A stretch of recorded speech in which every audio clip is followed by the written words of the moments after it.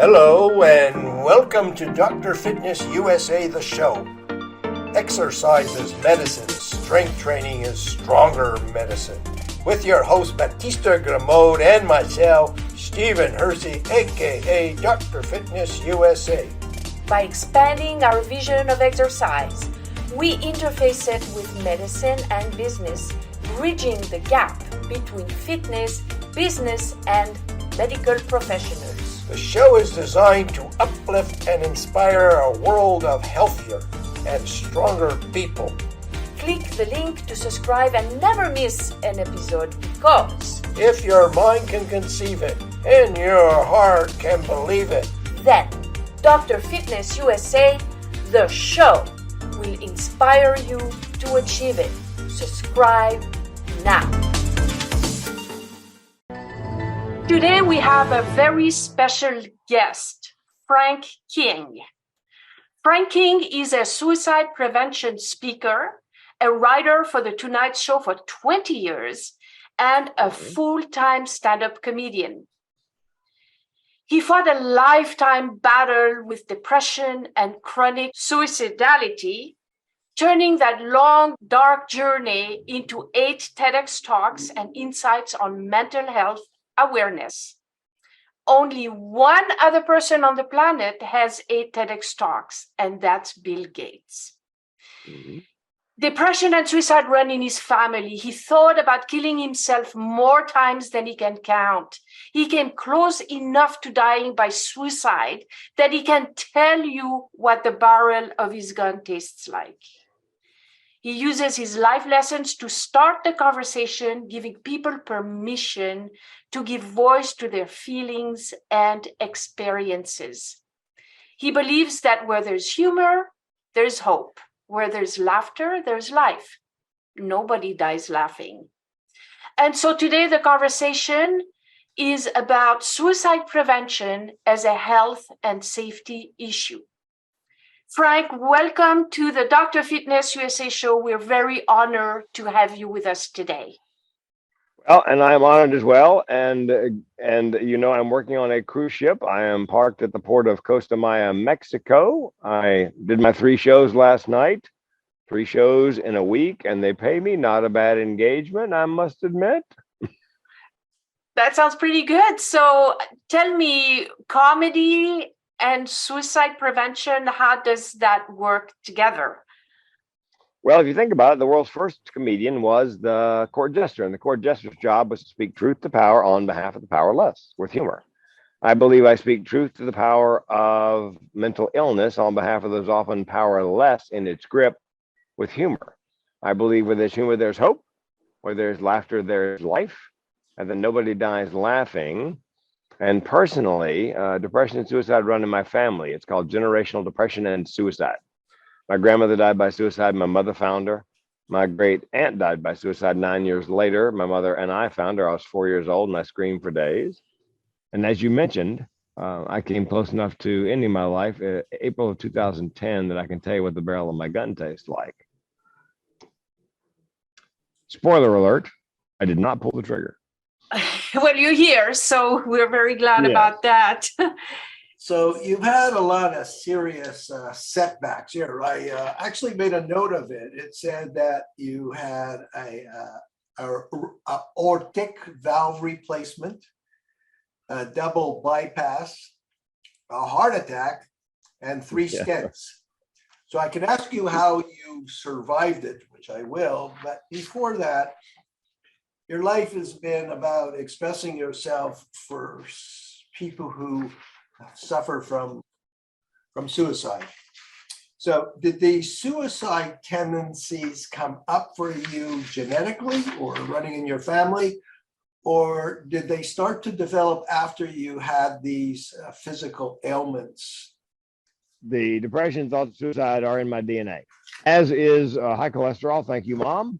And I inherited a bad heart valve from my dad. I had a bicuspid aortic valve, which, by the way, I've had a replacement in 95. I got a human valve, and you know, it had miles on it when I got it, so we weren't sure how long it would last, but it lasted almost 18 years. And then I had it replaced again with a mechanical valve, which should go the rest of my life. And the first heart operation, I was terribly depressed. The second one, apparently the drugs were better. My wife said, the first one, you were horribly depressed. And the second one, you sailed right through it. But my depression, it wasn't due to it was situationally due to the heart surgery. But I was already, living with depression and thoughts of suicide prior to that. Okay, how deep was the suicide? You see, when you say that you put a gun in your mouth and you can taste the barrel, what was the forethought that brought on that sudden occurrence that you would attempt such a silly thing? Well, it was a Chapter 7 bankruptcy. In the last recession, my wife and I lost everything we worked for 25 years in a Chapter 7 bankruptcy.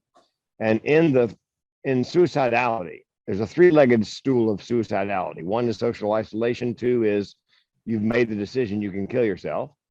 And the third one is something called burdensomeness. Many people who are suicidal believe firmly that the world would be better off without them. And I had $1 million life insurance policy. So I knew my wife would be better off financially without me. She'd be brokenhearted, but she'd no longer be broke. I could restore her financially if I kill myself, because she'd get a check for $1 million. The problem was, having sold insurance straight out of college, I knew that the policy had a 2-year suicide clause, and turns out I'd only had it 22 months. So I had to wait 60 days to kill myself. Thank goodness. Otherwise, we wouldn't be having this conversation. So what was the change of mindset? I don't recall marking the day. I didn't mark the days off the calendar, the 60 days. And I don't recall day 60 or 61 or 62. I think what happened was the bankruptcy went through. Things got a little bit better. The phone call stopped.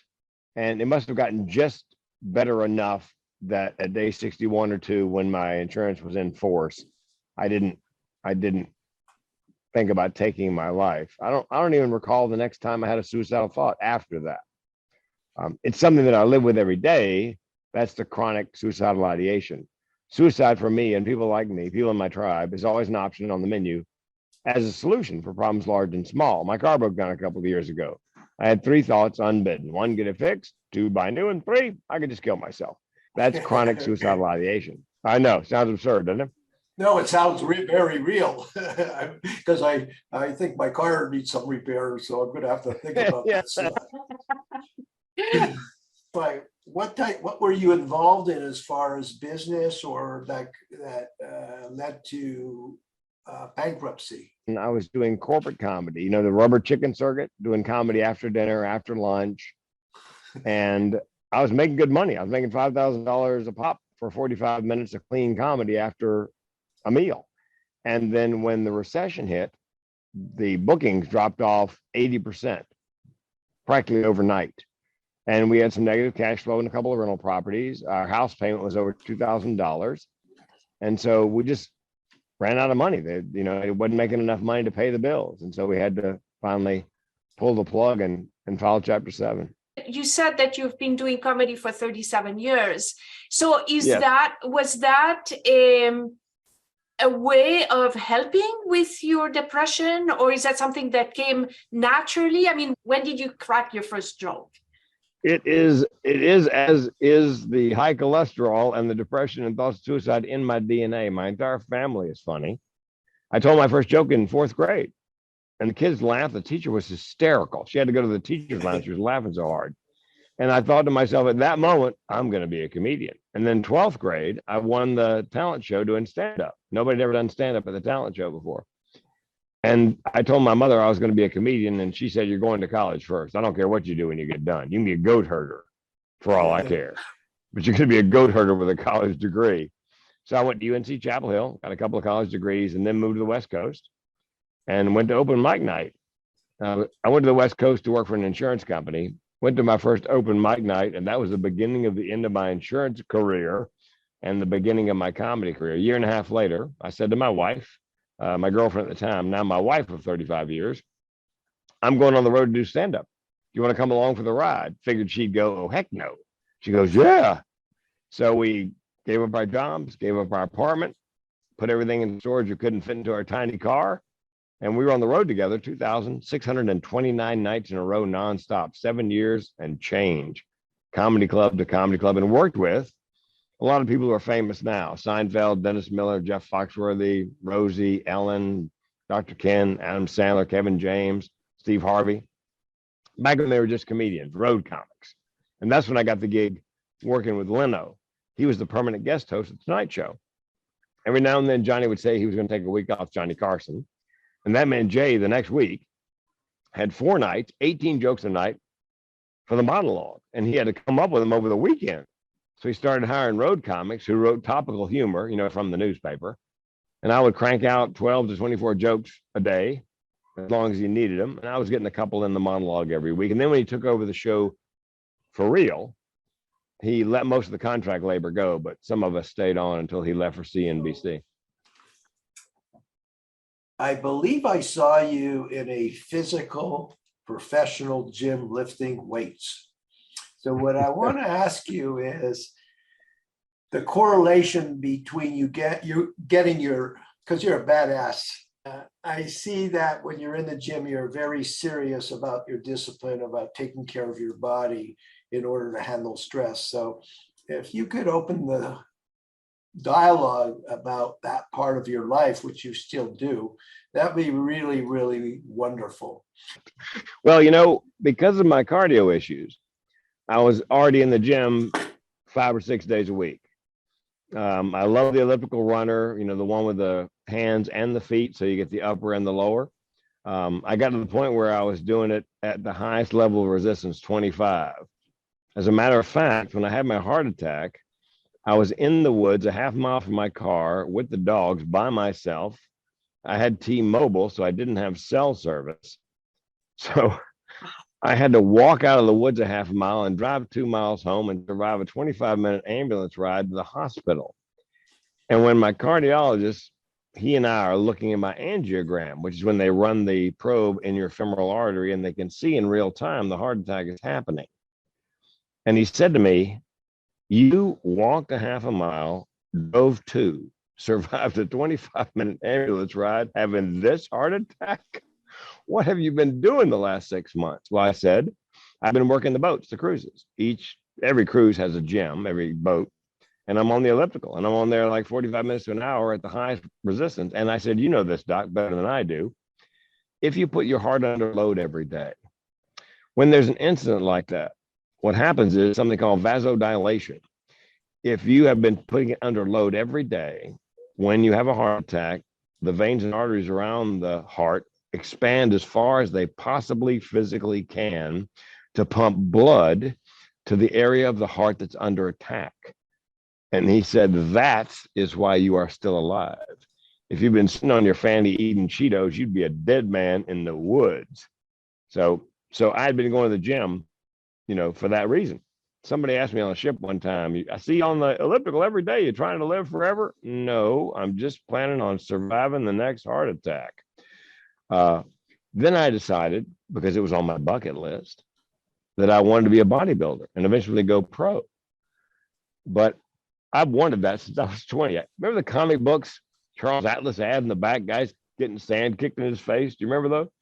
Yes. I mean, I bought the course back then. And Joe Weider, I bought his course. But I'm built like a bird. I actually look like a woman when I stand there in my little bikini underwear. I got my fine bones. I'm not really bulky.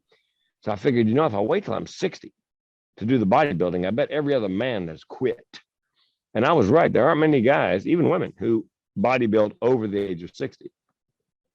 So January 1st, 2018, I went on the keto diet. I began intermittent fasting, and I upped my weights in the gym. I thought, listen, if I lift heavier, not a lot heavier, but just, instead of 12 reps, maybe 6 to 8, and do it more consistently, the resistance training, I could enter a bodybuilding contest.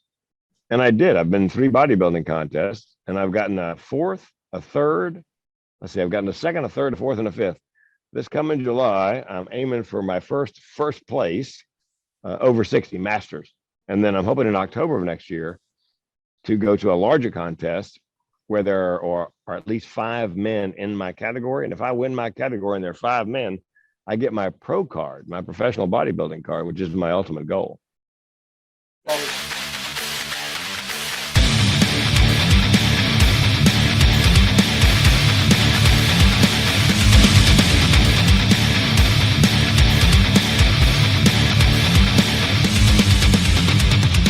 Dr. Fitness USA's vision is to create a stronger, healthier society of people enjoying vibrant health, unshakable self-confidence, and a sculpted body they'll fall in love with. Our custom-tailored formulas act as the GPS to your ultimate transformation so you can reach your destination faster and safer without injury. The Feminine Body Design program teaches a woman the art of strength training from a female perspective and helps her achieve the feminine physique she always dreamed of having. The Body Design Formula program teaches men to achieve a sculpted manly physique without injuries. Seniors can tap into the fountain of youth, get a new lease on life, rebuild their strength, and eliminate aches and pains. Those with injuries learn to rehabilitate them, recover mobility, and relieve back, neck, shoulder, and knee pain. Now, with working with Steven, just in, 4 workouts, I think, so far, if that, I have no pain in my knees like I used to. Suddenly a quietness in the mind, clarity. I mean, I don't have back pain anymore. It's amazing. It's just really amazing. I'm Bernie Dorman. I'm founder and chairman of CEO Space International, and I so endorse Dr. Fitness for leaders to have better lives. He does the inside and the outside to make sure you're the best leader you can ever be. And yesterday was already too late to say yes. If your mind can conceive it and your heart can believe it, then Dr. Fitness USA can help you achieve it.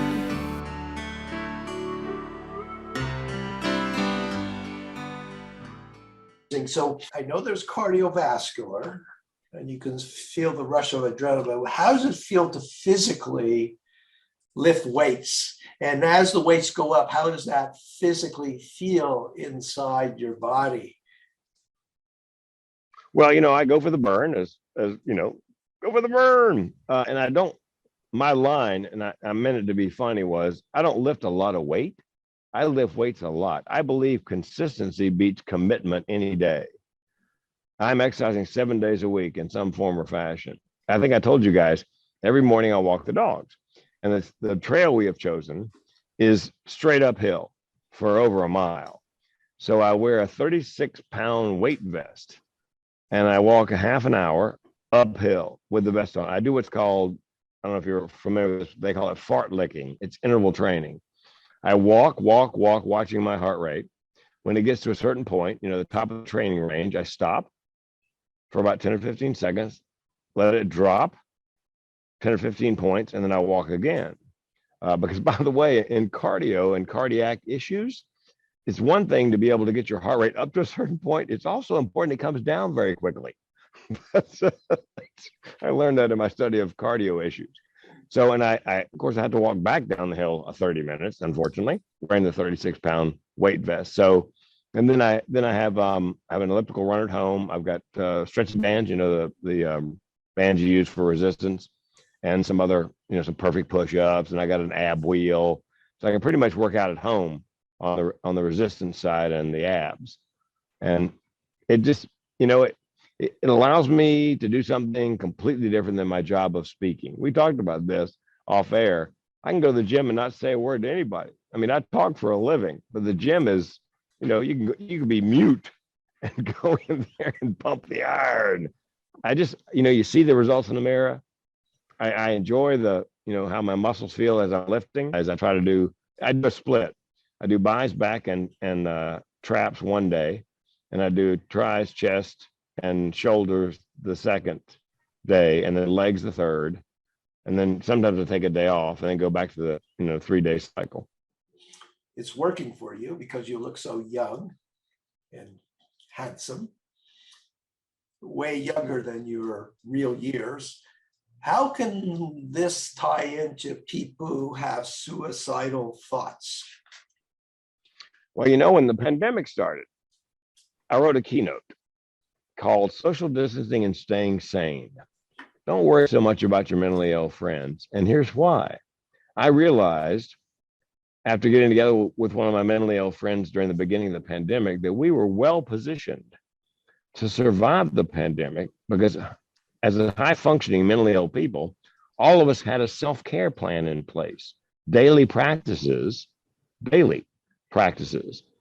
Because if you have a mental illness or two, You wake up in an uncertain world every day, whether there's a pandemic or not. You have to figure a way to get out of bed in the morning sometimes. And that's the self-care plan. And my self-care plan was very simple. And I talk about this when I speak on suicide prevention. I think neurotypical, neuronormal people should have a self-care plan. Mine is simple: diet. I'm on the keto diet and I intermittent fast. Exercise. I exercise 7 days a week. A good night's sleep. I think people discount how important a solid good night's sleep. It worries me when somebody brags, I can get by on 3 hours sleep a night. Oh, well, good for you. I'd rather have them brag, I got a solid 8 last night, because your body needs to reset. The batteries need to be recharged. So diet, exercise, good night's sleep, meditation. I have a 29-minute guided meditation called the Cat Napper. It takes me down, relaxes me, and then comes out brings me back up the other side, relax, refresh. When I get to 1, you will awaken. And I take a little bit of medication. Didn't take any medicine until I was 60. And I take the smallest amount. And my doctor, knowing that I was bodybuilding, he prescribed an antidepressant that doesn't make you gain weight, bless his heart. So it doesn't make me gain weight, and it's very effective. After 2 weeks, my wife noticed the difference in my personality, but didn't say anything. At 3 weeks, I noticed and thought, why had I waited so long to take the antidepressant? People who take it love it and half hate it. So what I tell the people I'm keynoting for, if you're taking a medication, a psychotropic medication, and it's not working, they now have a DNA cheek swab test. They take your DNA and they try to match it to the psych med that works best with your metabolism. So there's a lot less of, let's try this, it didn't work, taper off. Let's try this, doesn't work, taper off. It's not perfect, but it is a way to dial in and reduce the whole lab rat, feature of psychotropic medication. So fortunately, it worked for me right off the bat. I mean, within 3 weeks, and it doesn't make me giddy, it just takes the edge off. And that's all my doctor offered to bump it from 150 to 300 milligrams. I said, no, it's plenty. It's just enough for me to get by. Because when there is a mental problem or an issue that happens, of course, it affects everybody in your life, your wife, your parent, everybody's affected. How did that affect your relationship? And what tools did you use to mend the relationship? Like your wife, obviously, if you have the gun in your mouth, it's not that funny for her, right? I know we want to laugh. What would you say to the wife, siblings, and relationships of the person that is having the suicidal thoughts? What would you say to them to help them cope, and what can they do? Good question. And my wife had no idea in 2010 that I had done that. She also had no idea that I was living with depression and chronic suicidal ideation. She didn't learn that until 4 years later, when I did my first TEDx talk and I came out of the mental health closet on stage, and she didn't see it live. She was at home. I was in Vancouver, BC. And so she's about to push play on YouTube when it went up on YouTube. And I said, stop. I need to tell you a half dozen things about me that you don't know, that I don't want you to learn for the first time on that video. And so I encourage people who have mental illness to not to wait till they're 52, to come out to people they know, love, and trust, so that the people know what they're dealing with, and then let them know what they can do to help. And in the US, there's a great organization called NAMI, National Alliance Mental Illness, NAMI. And they have classes. If you have a child, let's say, who has schizoaffective disorder, they have a 12-week class for parents once a week, and you learn what to say and what not to say, what to do and what not to do in dealing with this child, and how to find resources. And then they have a family-to-family, counseling group, other families in a similar situation. And same thing for depression or bipolar disorder. And here's the best thing about NAMI: everything they do is free. So I would say, if you're living with someone who has depression or schizoaffective disorder, I would look up your local county chapter of National Alliance of Mental Illness and they've got all kinds of resources. So educate yourself about the illness, because, neurotypical people, neuronormal people sometimes have difficulty wrapping their mind around how could life be so bad that you'd want to end it. And oftentimes they have the misperception that the person who is suicidal wants to die. Most suicidal people don't want to die. I didn't want to die.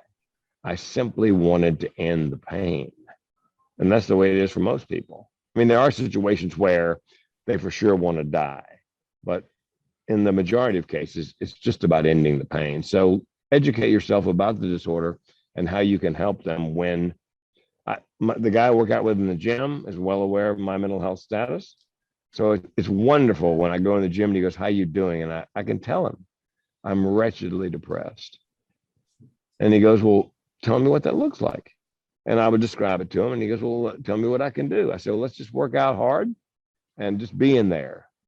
Caring makes all the difference." But I only get to take advantage of that because he knows, what I'm going through and what I'm living with. So it's very important for the family to be well aware.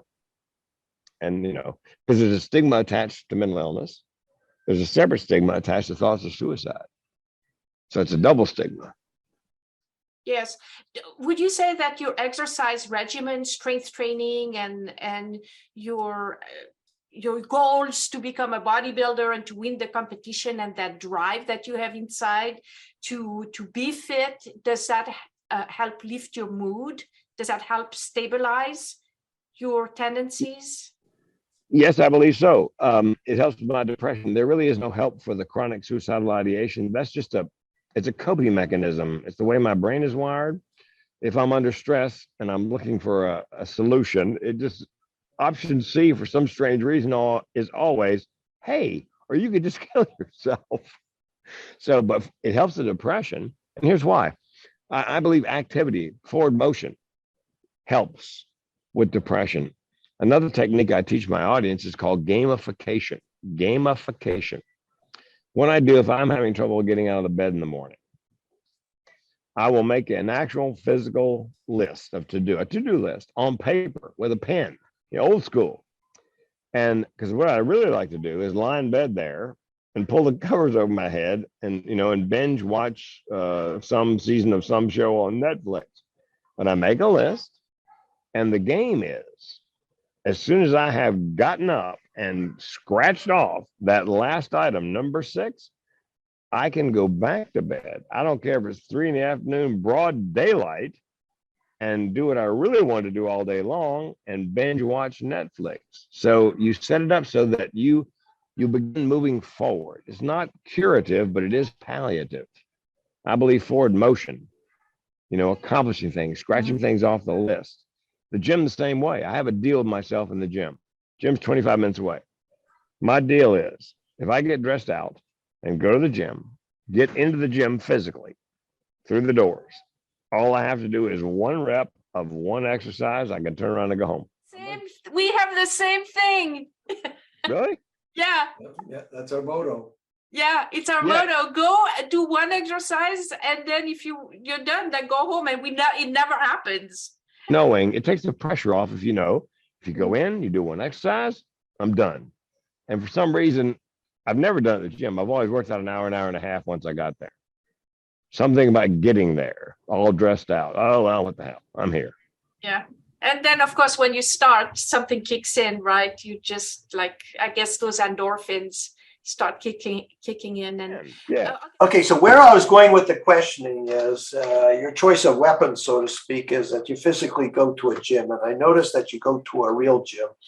It could be just as easy to try and lift a dumbbell in your place of where you live, but you actually physically go to a gym. So for myself, when I go to a gym, no matter how reluctant I might be, once I go there, I'm in an environment where I see I'm not really alone. I can be alone with myself, but there are people who are actually taking care of themselves. So I know factually that when our physical strength drops a certain percentage, that we tend to be more emotional or more bent towards depression. If it goes too low, it could be towards suicidal. when you actually physically lift a weight, you can increase your strength 10, 15%. In your case, when you lift a 235-pound barbell off an Olympic bar, you probably increased your strength around 35%. So when you finish that lift, I wanted to know if you noticed that your tendency to have an offset day is a lot stronger to have a more positive day. And that's why you enjoy the benefit of strength training so much. Exactly. And part of it is that community. Even if I don't speak to anyone, we're all in there with roughly the same set of goals. Although I must tell you that I look at the really big guys and I think, yeah, you're big, but do you have the testicular fortitude to take that body, put on a pair of what amounts to bikini panties, and stand in front of 200 people and flex? I'm guessing no. So not only does going to the gym have that impact on me, having a goal, knowing in July I've got my 4th bodybuilding contest, I'm working toward that. I want to look as good as absolutely possible. The first time I did it, Stephen, my only goal was not to embarrass myself. But my goals are higher now. I'd like to get first place. But yeah, that whole process is a palliative for me. It makes my days are always better if I start, by jacking the iron, as the guys say. So what you're saying is that strength training in whatever form you do can help with the increase in strength, help you deal or cope or even get above having a depressed day. The act of lifting. I'm a big believer in it's all about time under tension for your muscles. And the more time I spend with my muscles under tension, the better I feel. And like I said, it's a great way to start your day. It's a very positive way. You've done something positive for yourself. I can look in the mirror. I can see the differences. I can see the changes. It's definitely good for my mood. And there is a bit of a high for the rest of the day. In part because I feel a little morally superior because doggone it, I made it to the gym. I think you answered the question. So a suggestion would be for people who have a suggestion would be for somebody who has a depressed state or a tendency for suicide to pay a visit to the gym and lift some weights. Yes, and I've got a partner, but the great thing about the gym, and you know this too, and Batista, there are guys there. If I'm doing an exercise like I'm doing, incline presses with dumbbells, and I'm at the edge of my range of being able to get them in the air, you can say to the guy next to you, "Hey man, do you mind spotting me?" Perfect stranger, and they're all about it. They'll come right over, and they'll help you make that last 2 or 3 that you wouldn't have gotten without just a little assistance. That's that community, I think, is also very helpful, even if you don't know each other, but you see each other every day. Yes. Well, I want to thank you for sharing. It's been very insightful. Frank, do you have any takeaways, like perhaps 3 takeaways that you could give our audience from what we discussed today? Yes. Number 1, I believe when it comes to physical and mental health, that consistency beats commitment any day. I don't lift a lot of weights, but I do lift weights a lot. And I have a self-care plan, and I do it every day. So it's consistency. Number 2, if you are living with a mental illness, I would encourage you to share that information with anyone you know, love, and trust so that they can help you, when you crash and burn. They know what you're going through and what to do. And number 3, 8 out of 10 people who are suicidal are ambivalent. 9 out of 10 give hints in the last week leading up to an attempt, which means the majority of people can be saved and want to be saved, and you can make a difference. You can save a life, and you can do it by doing something as simple as we're doing here, and that is starting a conversation. Where can people reach you? Well, They can go to thementalhealthcomedian.com, thementalhealthcomedian.com. It's been an honor and a pleasure to have you on the Dr. Fitness USA show. And I know that a lot of people are going to be touched by your story, and we're here to save lives. So thank you so much for being here. Well, my goal, Batista, is to save one life every day. So maybe we save somebody's life today. I sure hope so.